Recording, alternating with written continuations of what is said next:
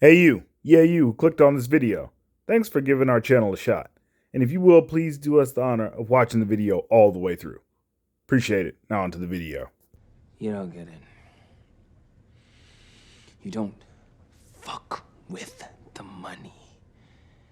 You never fuck with the money. So, it looks like DC has made some good decisions. What am I talking about?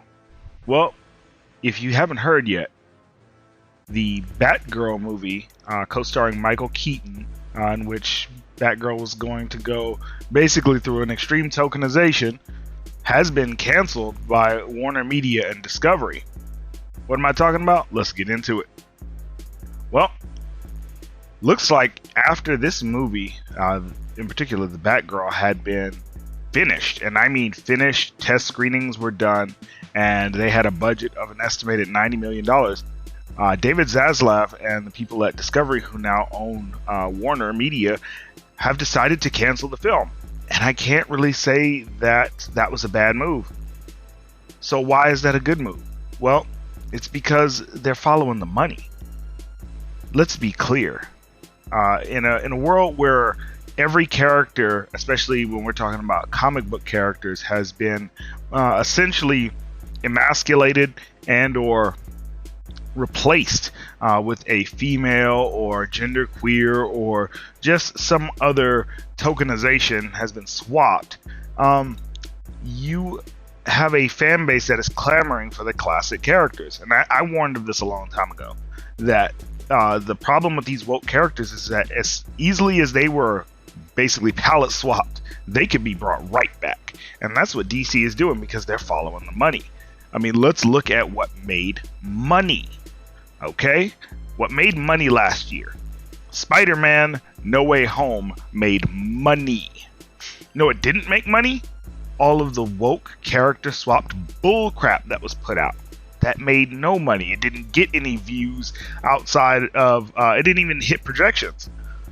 None of it did. Not Eternals, not Shang-Chi, not even Black Widow, which people wanted because it was a crap movie, but that's beside the point. The point is that Spider-Man, traditional, good old neighborhood Spider-Man, made money.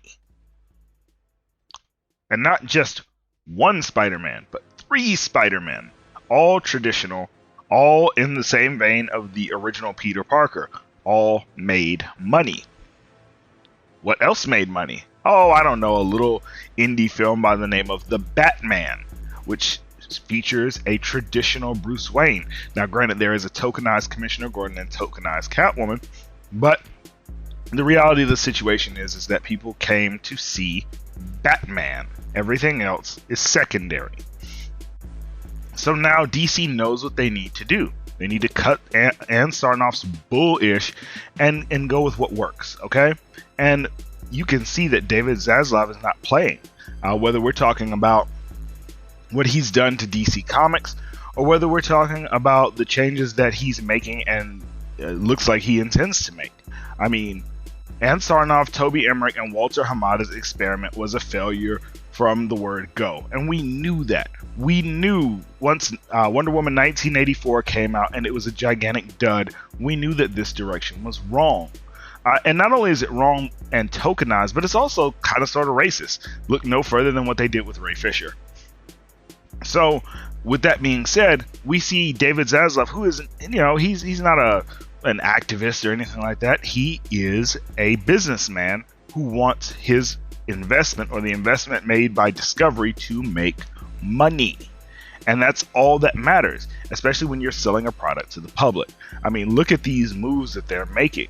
We know that Ben Affleck will be reinstated as the DCEU proper Batman, regardless of Robert Pattinson's movie making money. The Batman of the DCEU will end up being Ben Affleck again. How do we know that? Because Ben Affleck will be in Aquaman 2. So they have reshot parts of Aquaman 2, taken out Michael Keaton, who I love, but who was also associated with this woke reimagining of Batgirl, and I have replaced him with the Ben Affleck Batfleck character. We know that Amber Heard more than likely will be recast out of Aquaman 2, given all the reshoots that are going on, given the sheer amount of vitriol connected to, the bed pooper herself.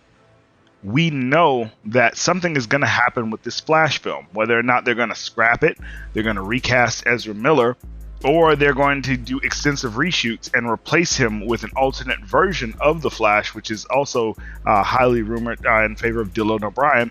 We have no idea, but we do know that something is going to happen based on Ezra Miller's toxic and criminal behavior, and also just based on the new direction that we know that Discovery wants to go in. We know that these things are going to happen, and ultimately, we know that Warner is going to make moves to bring back Henry Cavill. Because, let's face it, woke Latina Supergirl was never going to go. It was never going to do box office, and it was never going to be popular. Stop trying to make fetch a thing. And so, The Rock is going to get his wish. Henry Cavill's going to get his wish. Ultimately, their manager is going to get their wish. There will be that big fight between Henry Cavill, Superman, and Dwayne "The Rock" Johnson's Black Adam. It's going to happen, okay? Because ultimately, Discovery wants Warner Media to make money. I don't know how many times I have to say it, but that's what it is. They finally done it and stopped the foolishness. So, if we're contrasting this with the wider cinematic landscape, especially in direct comparison, apples to apples with Marvel, we can see what's coming down the road. If DC continues on this mission to ultimately please the fans, which will ultimately, in a roundabout way, bring back most of the Snyderverse. We know that is the end goal. They're going to overtake Marvel, and not because they're better than Marvel, but because Kevin Feige's head is so far up his ass that he can't see what he is doing to this franchise, what he is doing to the house that he helped build. Look at phases 5 and 6. Look at the end of phase 4 with this whack-ass Wakanda Forever that's about to come out. That movie is not going to do numbers. That movie is going to divide a black audience that they had galvanized, and now they're going to be divided. They're going to be the diehards that are going to see it. They might even see it multiple times, but then there's going to be the other contingent that have no intention of seeing a Black Panther movie without T'Challa the Black Panther. You have all of the slate of phase 5, which is mostly woke nonsense garbage, and then phase 6 is going to end in woke nonsense garbage. And if anything that Marvel has already put out as far as statements are concerned, whether that be changing the X-Men to the mutants, or any of the other stupid plans that they have in the mix, if DC stays the course and literally caters to their audience, caters to their customer, they will overtake Marvel. Mark my words. That is not a pie in the sky, prediction. That's facts. That's not prognostication. That's what's going to happen given the trajectory of what we see happening right now. But let me know what you guys think in the comments. If you think that this is just, a one-off, and that, DC is going to continue down the woke path, or you believe that, in fact, what they are doing is setting themselves up to overtake Marvel in the cinematic space. All right, leave a comment. You know what to do, and I will see you on the next one. 8-Bit Heroes out. Peace.